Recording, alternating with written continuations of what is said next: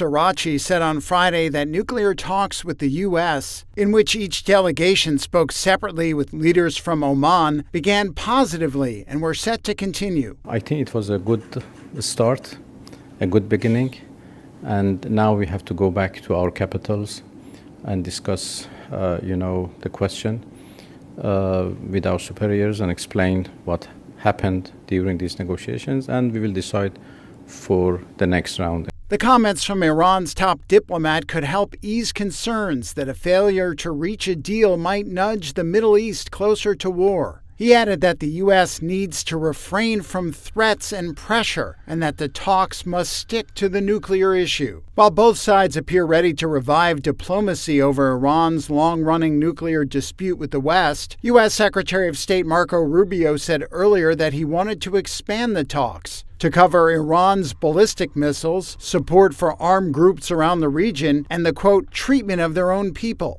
Alan Ayer, a distinguished diplomatic fellow with the Middle East Institute, says the U.S. has consistently pushed for more from Iran over time. After the 12-day war last year between Iran and Israel in June of 2025, the U.S. Negotiating position got more maximalist. And that increased even more after the latest round of protests. Washington has expressed major concerns about Iran carrying out enrichment, which is a possible pathway to nuclear bombs. However, a regional diplomat briefed by Tehran told Reuters that Iran rejected the push by the U.S. to halt enrichment, and the American side seemed to understand Iran's view. The Islamic Republic's clerical leadership remains deeply worried that Trump may still carry out his threats to strike Iran after a U.S. naval buildup in the region. But Ayer believes the Trump administration won't try to remove or kill Iran's supreme leader. Whereas you could actually achieve something by removing one person in Venezuela, you can't do that in Iran, even if it's the supreme leader.